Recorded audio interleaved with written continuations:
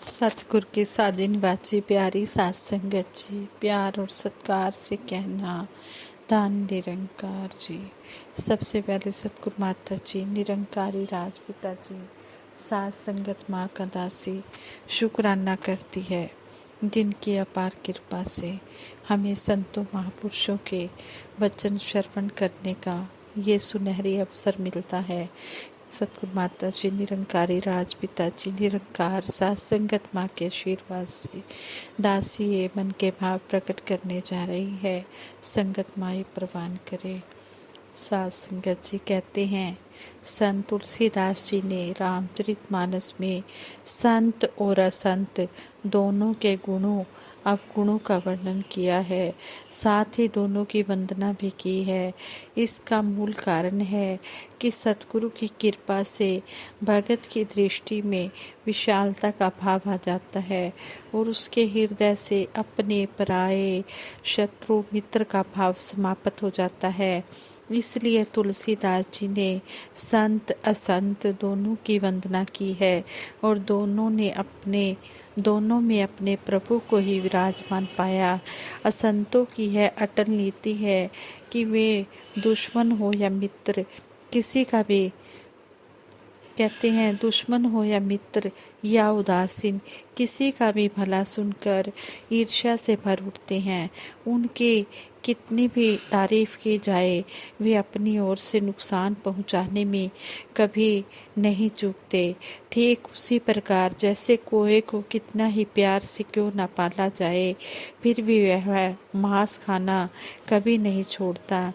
जिस प्रकार उजाले की अनुभूति अंधकार से, सुख की अनुभूति दुख से, गुणों की अनुभूति अवगुणों से होती है, इसी प्रकार असंतों की मनोवृत्ति हाय भाव चाल ढाल को देखकर संत जलते नहीं, निंदा नहीं करते, बल्कि उनसे शिक्षा लेकर अपनी कमियों को दूर करते हैं। अपने अंदर झांक कर आत्म सुधार की दिशा में आगे से आगे बढ़ते चले जाते हैं। यह संत असंत वंदना बहुत उपयोगी है। संत तुलसीदास जी कहते हैं, बंधु संत असज्जन चरना, दुख प्रच उभय बीच कछुवरना, विछुरत एक पान हरि लेही, मिलत एक दुख दारुण देही। अब मैं संत और असंत दोनों के चरणों की वंदना करता हूँ। दोनों ही दुख देने वाले हैं, परंतु उनमें कुछ अंतर कहा गया है।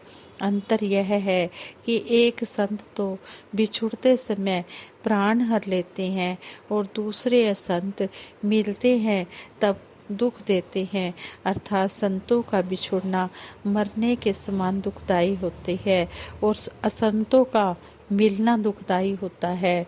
संत असंत ही कै असी करनी, जिमी कुतार चंदन आचरनी, काटे परसु मलय सुनु भाई, निज गुण देह सुगंध बसाई। संत और असंतों की करनी ऐसी है जैसे कुल्हाड़ी और चंदन का आचरण होता है।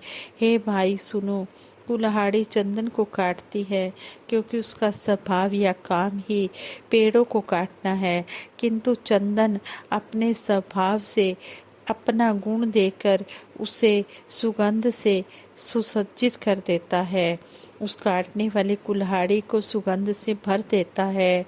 इसी गुण के कारण चंदन देवताओं के सिरों पर चढ़ता है और जगत का प्रिय हो रहा है, और कुल्हाड़ी के मुख को यह दंड मिलता है कि उसका आग में जलाकर फिर उसके मुख को घन से पीटते हैं। संत विषयों में लिप्त नहीं होते, संत विषयों में लिप्त नहीं होते, शील और सद्गुणों के खान होते हैं। उन्हें पराया दुख देखकर दुख और सुख देखकर सुख होता है। वे सब में, सब जगह, सब समय सम रहते हैं। उनके मन में कोई उनका शत्रु नहीं है, कोई मित्र नहीं, कोई शत्रु नहीं, सभी कोई बैरी नहीं, कोई बेगाना नहीं, सभी अपने होते हैं। वे अभिमान से रहित और वैराग्यवान होते हैं और लोभ क्रोध खुशी और भय का त्याग किए हुए रहते हैं। उनका मन बड़ा कोमल होता है। वे दीनों पर दया करते हैं और मन, वचन और कर्म से विशुद्ध भक्ति करते हैं। सबको सम्मान देते हैं, इज्जत देते हैं, पर स्वयं मान रहित होते हैं। हे भरत, हे प्राणी मेरे प्राणों के समान होते हैं। उनको कोई इच्छा नहीं होती। वे मेरे नाम के परायण होते हैं। शांति, वैराग्य, विनय और खुशी के घर होते हैं। उनमें शीलता, सरलता, सबके प्रति मित्रता वाला भाव और ब्राह्मणों के चरणों में प्रीति होती है, जो धर्मों को उत्पन्न करने वाली है। हे पिता, हे तात, ये सब लक्षण जिसके दिल में बसते हो, उसको सदा सच्चा संत जानना। जो कहते हैं कि जो मन के निग्रह, इंद्रियों के निग्रह, नियम और नीति से कभी विचलित नहीं होते और मुख से कभी कठोर वचन नहीं बोलते, जिन्हें निंदा और प्रशंसा दोनों बराबर हैं, और मेरे चरण कमलों में जिनकी ममता है, वे गुणों के धाम और सुख की राशि संत जन मुझे प्राणों के समान प्रिय हैं। अब असंतों, दुष्टों का स्वभाव सुनो। कभी भूलकर भी उनकी संगति नहीं करनी चाहिए। उनका संग सदा दुख देने वाला है। जैसे बुरी जाति की गायें सीधी और दुधारू गाय को अपने संग से नष्ट कर डालती है, दुष्टों के हृदय में बहुत अधिक दुख रहता है। वे पराई संपत्ति को देखकर सदा जलते रहते हैं। वे जहाँ कहीं दूसरे की बुराई सुन पाते हैं, वहाँ ऐसे खुश होते हैं मानो रास्ते में पड़ा कोई खजाना मिल गया हो। वे काम, क्रोध, मद और लोभ के परायण और निर्दयी, कपटी, कुटिल और पापी के घर होते हैं। वे बिना ही कारण सब किसी से वैर किया करते हैं। जो भलाई करता है उसके साथ भी बुराई करते हैं। उनका झूठा ही लेना और झूठा ही देना होता है, झूठा ही भोजन होता है और झूठा ही चबेना होता है। वे लेन देन के व्यवहार में झूठ का आश्रय लेकर दूसरों का हक मार कर रहते हैं। वे झूठी डींग हांका करते हैं कि हमने लाखों का दान कर दिया। इसी प्रकार खाते हैं चने की रोटी और कहते हैं कि आज खूब माल खा कर आए हैं, या चबेना चबा कर रह जाते हैं और कहते हैं हमने बहुत बढ़िया भोजन खाया है। मतलब यह है कि वे सभी बातों में झूठ ही बोला करते हैं। जैसे मोर सांपों को भी खा जाता है, वैसे ही वे भी ऊपर से मीठे वचन बोलते हैं, परंतु हृदय के बड़े निर्दयी होते हैं।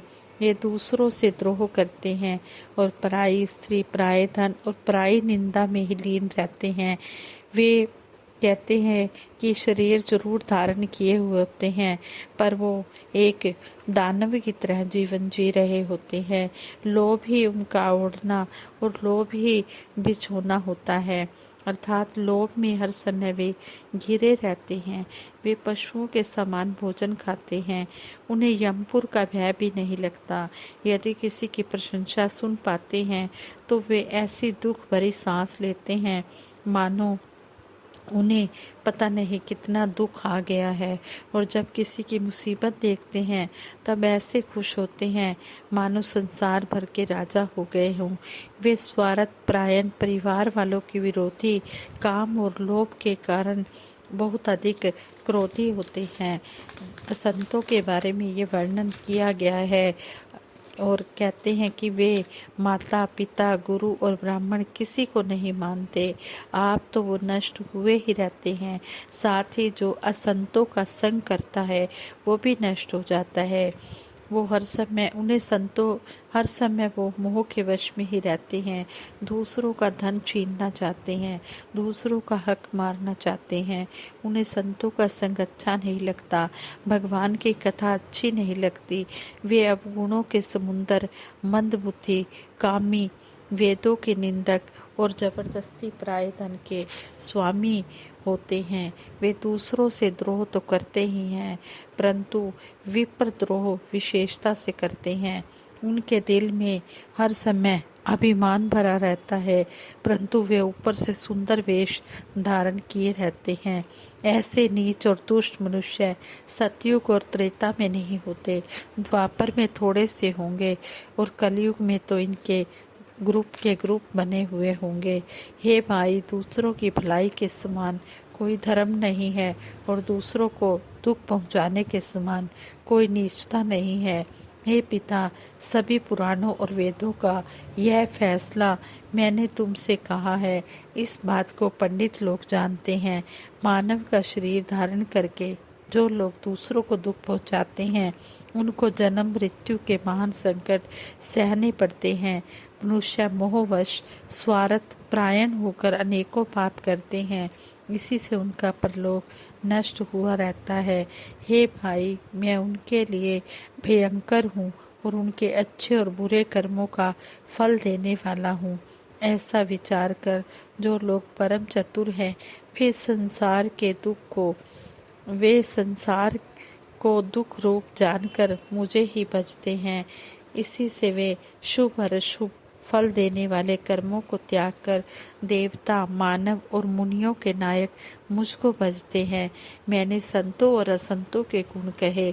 जिन लोगों ने इन गुणों को समझ रखा है, वे जन्म मरण के चक्कर में नहीं पड़ते।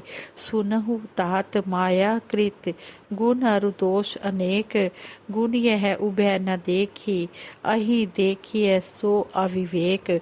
हे तात सुनो, माया से रचे हुए ही अनेक गुण और दोष हैं। इनकी कोई वास्तविक सत्ता नहीं है। गुण इसी में है कि दोनों ही ना देखे जाएं। इन्हें देखना ही अविवेक है। जो ना तरे भवसागर, नर समाजस पाई, सो कृत निंदक मंदमती, आत्मा हनगति जाई। जो मानव ऐसे साधन पाकर भी भवसागर से ना तरे, वह कृतघ्न और मंदबुद्धि है और आत्महत्या करने वाले की गति को प्राप्त होता है। सतगुरु बाबा गुरबचन सिंह जी महाराज ने भी हमें समझाया है कि खूबसूरत बोतल में अगर जहर भरा हो तो क्या वह यूज करने के काबिल है। गंदी दिखाई देने वाली बोतल में अगर शहद रखा हो तो क्या उसे फेंक देना चाहिए। स्पष्ट है कि बोतल खूबसूरत है या गंदी, उस पर लेबल कौन सा लगा है, इससे कोई वास्ता, कोई रिलेशन नहीं होता। देखना तो यह होता है कि बोतल के अंदर क्या भरा है। हिंदू, सिख, मुस्लिम, ईसाई आदि सभ्यताओं से, इनके रहन सहन के अलग अलग तरीकों से हमें कोई मतलब नहीं। हमें तो उनके अंदर बसने वाले नूर से प्यार है। इस नूर को जानने की, समझने की जरूरत है। संत न होते जगत में तो जल मरता संसार। संतों महापुरुषों के सहारे ही यह संसार बचा हुआ है और वक़्त के सतगुरु माता सुदीक्षा जी महाराज हर समय ये ब्रह्म ज्ञान देकर इस संसार को जन्म मरण के बंधन से भी बचा रहे हैं और असंत वाली गति से भी बचा रहे हैं। असंतों की गति बहुत ही बुरी होती है। जो संतों का संग करता है, उनका जीवन हमेशा भवसागर से पार हो जाता है।